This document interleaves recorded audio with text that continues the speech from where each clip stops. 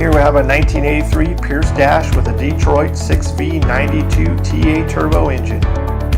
This rig has an Allison HT740 automatic transmission, as well as a 750-gallon water tank and a 1,250-gallon per minute pump.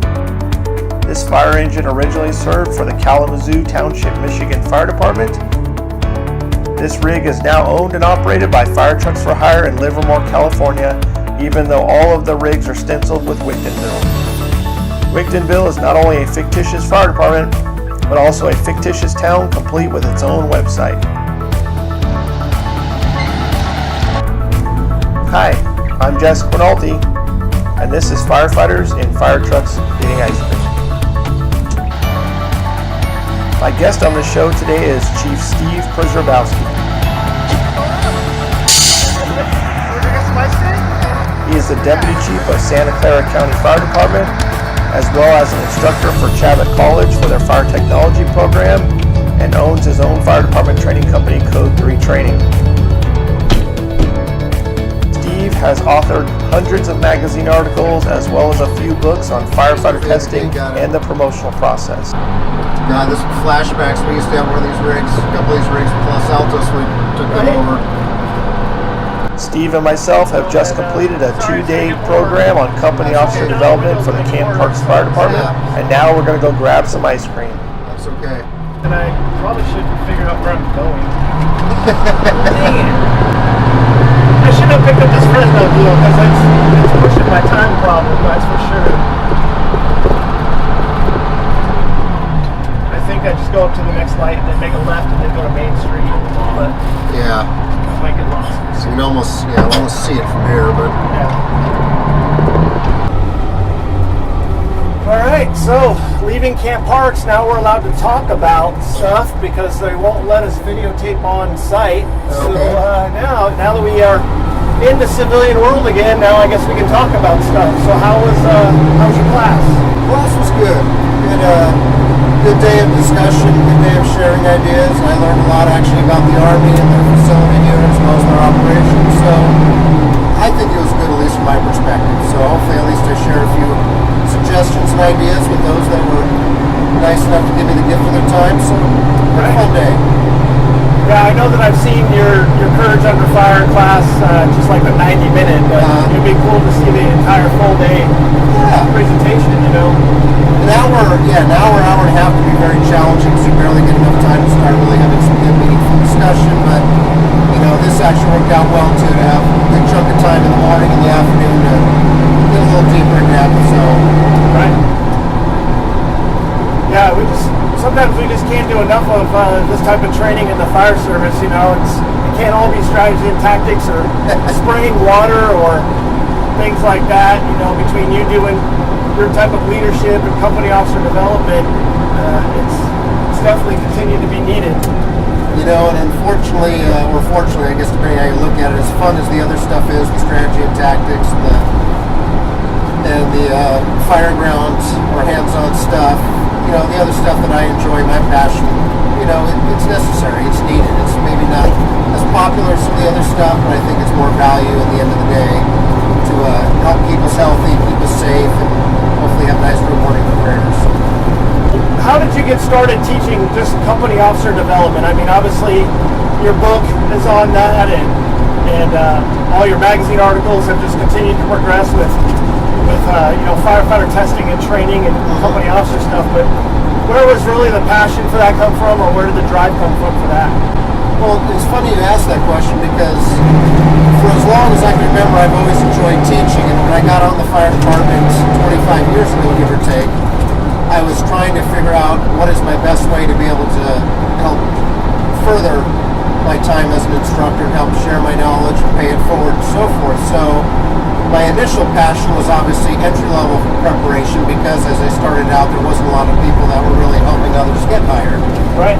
So that was sort of where I got my foot in the door, just trying to help. I mean, again, I don't have all the answers, but trying to offer my ideas, my suggestions for those that are future firefighters.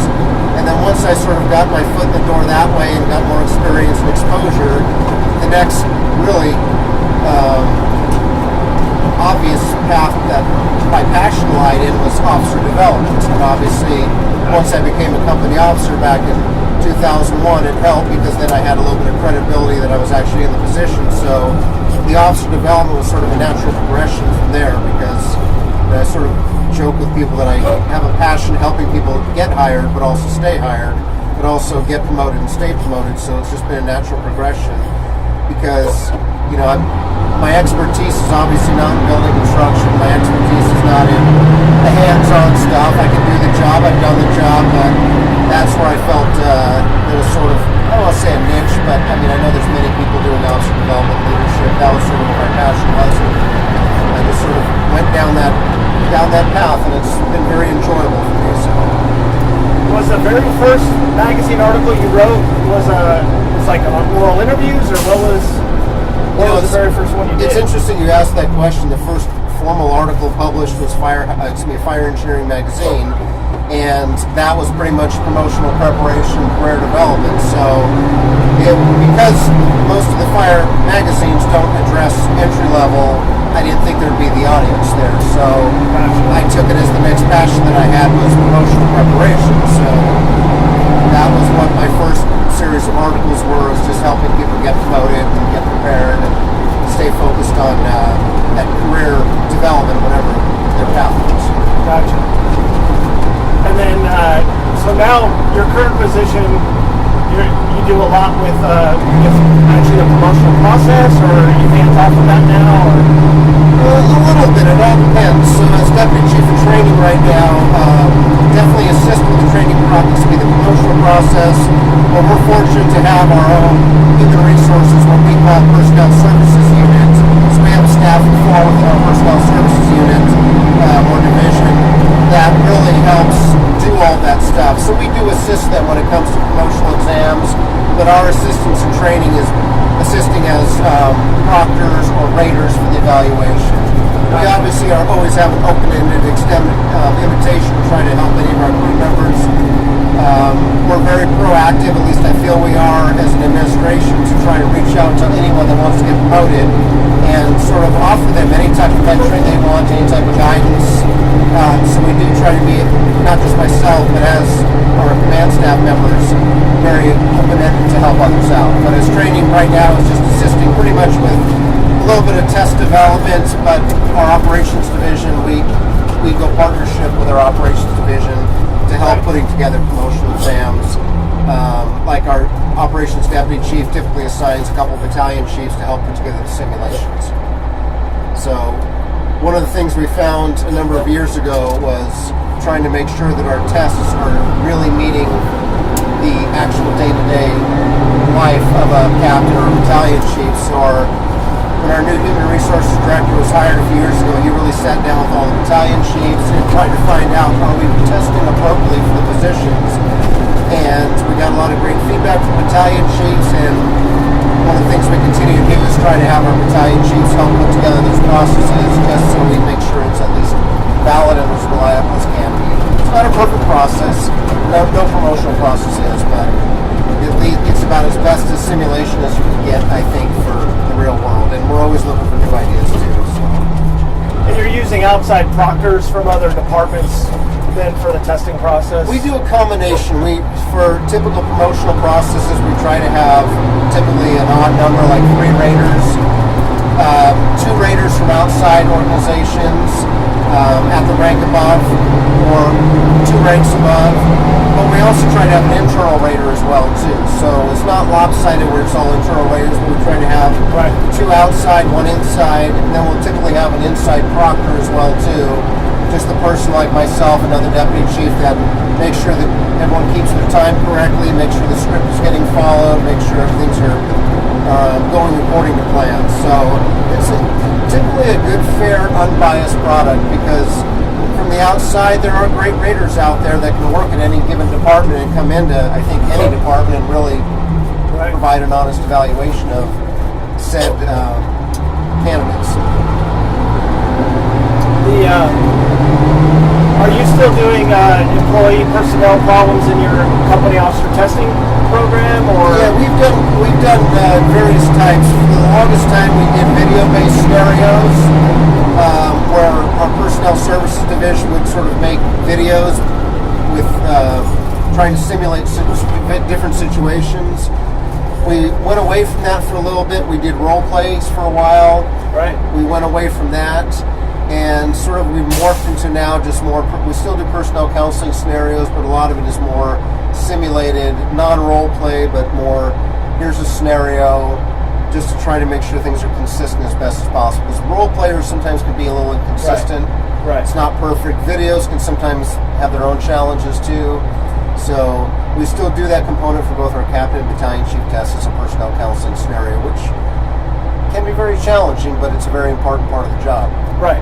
That's the whole thing, by me and you coming up and teaching this 2-day program, I mean, that was I was teaching all day was managing employee fires because, like you talked about, the validity of the test, a lot of departments have just gotten away from completely doing any type of employee counseling, and we're seeing that some of our company officers are struggling with dealing with those employee fires. They do really well on the tactical simulator to deal with the fires on the street, but the fires in the firehouse that are way more often and could be more apt to be a career ender for them. It's not really going on as much as it should be. Well, it's funny you say that because I remember a friend of mine who was taking a battalion chief's test for a big city fire department. She was asking for my guidance, and I was helping her out through the process. And I remember she was telling me something to the effect of, we're going to have a personnel scenario, but we'll also have some fireground simulations, which are very common. Right. And she was saying, wow, the personnel scenario is going to be worth like 25% of the overall score, and the simulation is going to be worth about 50%. And she was just shocked that the personnel would be worth that much. And I go, and I looked at her point blank, and I go, it should be the other way around. The simulation should be 25% of your score, and the personnel should be 50 or more. And she looked at me, but we're not, and I understand where she's coming from, because as firefighters, captains, we're not wired that way. We're wired to be a good company officer or a good chief officer, you have to be a great tactician, a great incident commander, which is important. Right. But if you screw up something on the fire grounds, yes, bad things can happen, but every now and then, or more than likely, you've got a second new rig, or you've got somebody else there that can help, hopefully, throw an audible or help prompt you for success. The problem, when you're at the firehouse, which is 95% of the time, and something goes bad, when you don't always have another maybe supervisor to help throw you a bone, that's when the more liability usually occurs, because you're more on your own at the firehouse. So in all reality, the higher up we go up the ranks, that personnel administrative type of challenge is really the bigger liability issue. Well, I always tell everybody that if you're going to promote to company officer, you need to have somebody both internal in the organization and external in the organization, and you can pick up the phone and go, hey, this is what I got going on. And that external person, somebody that doesn't know the players, doesn't know the game, can be more of a biased outside opinion, but those are those challenging ones. You got to pick up the phone. Well, and yet obviously you're not sharing names or confidential information, but you have to have that network. I don't care what rank you are, even all the way up to fire chief. You're going to be thrown curveballs, where it's nice to get a voice of experience out there for someone to say, hey, did you think about this, or did you think about that? Did you consider this? Not to tell you what to do, but I think that's the real benefit of having that network of relationships that you have we have as officers, because you think you might have the answer to the solution, but trust me, someone's probably seen it before, experienced it before, and probably been beat up a few times. Right. So I always I had a friend that was a captain at another local department that I would always call, and then for years every time I would call him, he's like, okay, well, I got this going on, but then he promoted to battalion chief, so every time I got to the point where I called him, he would trump me with something way bigger, and I said, I'm just going to stop calling you, because it's just no fun. You're always going to beat me every time I call now. But, and literally, I've been able to pick up the phone and call you, and had the luxury of tapping to Bruno Cini for some things, and Bruno always had that option of making what you would think is the hardest scenario in the world, he would just make it just cut and dry and so easy. And I always love that. And that is so true, because especially the higher up we go in the ranks, we always think our issue at hand is usually the most challenging issue, and you always talk to somebody else that's got more experience that usually says, that's nothing, and is able to decipher sometimes in a very cut and dry way to simplify it, even though it's not a simple issue. And Right. And thankfully, our time is usually not spent dealing with these issues because, 95% of the time we don't have to, because these rarely happen. But unfortunately, that 5% or less of the time when it happens, it can take up so much of our time.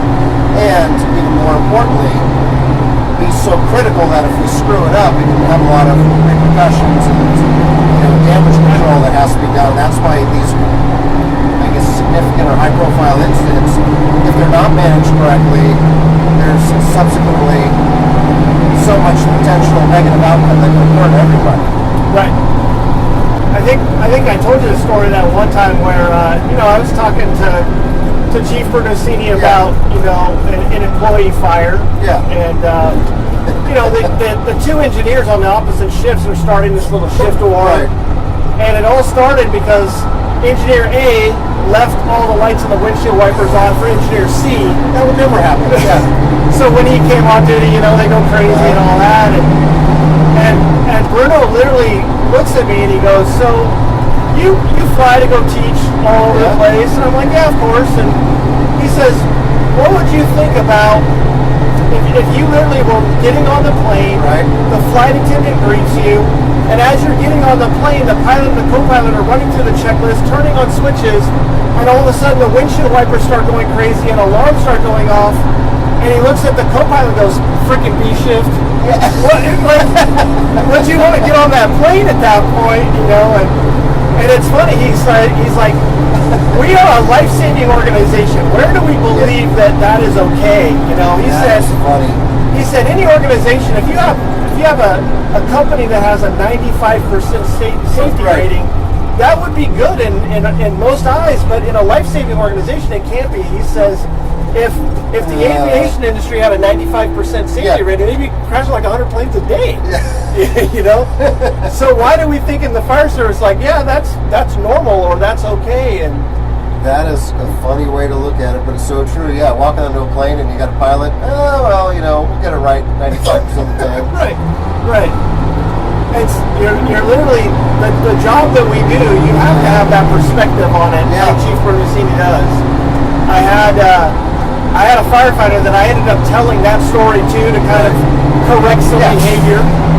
We went on a medical call, and this apartment complex we respond to, the street address is actually lower than the apartment complex a little bit, but the alley is the same level as the courtyard of the complex. So we know this pulling up on scene, right? And as we pull up, we get there, the ambulance is on scene already. They say, "We can handle, you guys can cancel." And my engineer, being very thoughtful, he says, "Well, do you want me to pull the ambulance around back to the alley so that you don't have to carry the patient down the stairs on the gurney?" So the medic's like, "Yeah, not a problem," throws the keys to my engineer. So as my engineer is starting to head down to the ambulance, my firefighter, who's kind of a mess around kind of guy, says, "I got shotgun." So he starts walking with my engineer down to the ambulance. Right. So because I hear this going on, I go, "Well, I guess I get to ride in the back." Yeah.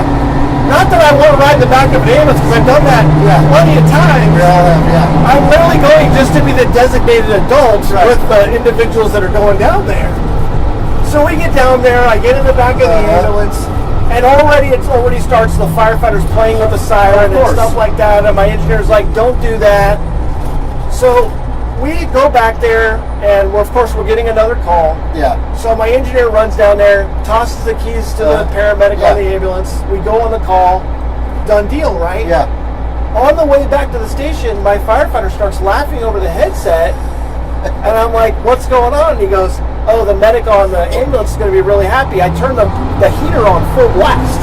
It's like 104 that day, and he's turning the heater on, so I bring him back to the station. I have this nice little conversation with him about, this is a story I heard from Chief Prziborowski, and kind of quelled that kind of mentality, hopefully for a while anyways. I don't think it lasted very long, but at least long enough for me to work with him the next time. Well, it's also as fun as that is, when we were firefighters, we'd be laughing like ever thinking about stories like that. But then, of course, as we talked about in class, the one-upsmanship, so to speak, is it's good to have fun, but then next thing you know, be careful what you ask for or what risk it puts people at or possible harm. But what goes around comes around, and as they say, payback's a bear. Right. I think they called something else, but that's very politically correct on camera, so I appreciate that. So a lot of the stuff that you're doing out there with the Courage Under Fire program, it's literally teaching captains how to deal with certain things like that and having the courage to step up even though it might not be the popular thing to do. That is the whole crux of it, and it's nice when there's firefighters in the audience, because a lot of times when you're firefighter or engineer, you don't understand what your officer's role is, and a lot of times I think officers get a bad rap because their firefighter tends to think that they forgot where they came from, or they're no longer that cool guy they used to be, and it's even though as a firefighter you may not agree or appreciate what your officer has to do, I think it's valuable to be exposed to that, and that's why my passion has been, because I see so many individuals across the country. Again, we have a big problem. Obviously, we're still killing about 100 firefighters a year. We're still injuring, and that's definitely a passion of mine. But now I see so more people, even in the year 2019, that are getting in trouble and having career-altering events, for lack of a better term, and having their career suffer because they were, say, the officer, and they didn't maybe do as much as they could have to help keep someone safe. And it's not just safe from getting injured or killed, it's safe from themselves. Right. Because, again, when I was a firefighter, I didn't always think risk management. I didn't think health and safety. I thought wet stuff and red stuff, let's have fun, let's have a great fun day today. Yeah. But as officers, you wear that extra weight on your shoulders, being the health and safety officer, being the risk manager, being the training officer, being the leader, the supervisor, and that has been so much obvious to me of how much courage it takes to be an officer, and not just an officer, a leader. Right. Because to be that one that raises their hand and says, "Hey, no, we're not going to do that," or "No, we're going to do this instead," that takes courage. Right. That takes a lot of courage to be in that position. And it could be just a brother firefighter, a sister firefighter that has the courage to help a brother, sister out. Because I think the term brotherhood gets a bad rap. I think there's some people that confuse brotherhood with doing the right thing. Right. Brotherhood is not covering for somebody. Brotherhood or sisterhood is not enabling somebody. Brotherhood is being able to have the courage to say, "Hey, we've got to do this instead," or "That's not acceptable," or "Let's do this." Right. So, well, and it's not that the company officer has changed or become a different person. It's that, like you said, that their goggles change over time. They see differently. Yeah. They're put into positions. It's like even just the horseplay around the fire station. I'll admit, as a firefighter, I was part of that too. Yeah. As you cut, it's not even a maturity thing. It's because as that company officer, you get put in a position that if your guys are out there having a water fight, it's all fun and dandy. And when I first promoted to captain, I figured, you know what? I'll just go in my office, let them have fun, and ignore it. I was guilty of And that it too. worked great until one of the firefighters came in and said, "Hey, Reggie just fell and cracked his head open." And now, not only do I have to make sure the firefighter gets packaged up and goes to the hospital and all that, but on top of that, I'm filling out workers' compensation paperwork with that first question that says, "How did this accident happen? How could this accident be avoided?" And it's like, you get put in those positions that you just changed your mindset. Well, and even worse than that, nothing worse than having your boss say, "What were you thinking?" Right. What were you thinking? And more importantly, you have to explain that maybe to their family members when they're injured, God forbid, or they're in the hospital, and it's like, "You guys were doing what at the firehouse?" Right. And as a firefighter, it's cool and fun and everything else, but now as a supervisor, when you have to look someone's family member in the eye and have to explain why someone was injured or, God forbid, killed or disciplined, why did you not do a better job of helping my, significant other, my loved one out? Help save them from themselves sometimes. And we all need it. I mean, all of us sometimes don't always make the best of decisions. We're human. We make mistakes. Right. We all need others to prompt us for success. Kevin Conan, retired battalion chief from San Jose, first exposed me that term. from one of his former colleagues in San Jose Fire, Jim Boyer, I think his name is pronounced, but Right. Jim's phrase was prompt for success. And that was sort of Kevin's mantra that he tried to share, and I know Jim tried to share as well too, but to me, we all have a duty. We all have an obligation. True brotherhood and sisterhood is prompting each other for success. Right. We're going to make dumb mistakes. We're all human, but I'd sure love someone to say, hey, Steve, did you consider this? Did you think about that? In a tactful, respectful way. Don't, hey, what the hell are you thinking about? What are you doing? Versus, hey, maybe can we think about doing that? You know, that's a great idea. But the only bad part about prompting for success is imagine driving down the road with your significant other. You're doing 20 over the speed limit, and of course your significant other goes, hey, slow down a little bit. There's a speed trap up here. And of course, the natural instinct of anyone with their significant other tells them is probably not, thank you, honey, for prompting me for success. It's, Right. don't tell me how to drive, you know. Right. But I've seen you driving before. that's the problem with the fire service is, think about it, when we hire people, we teach them if you see something, say something. But then when it comes down to the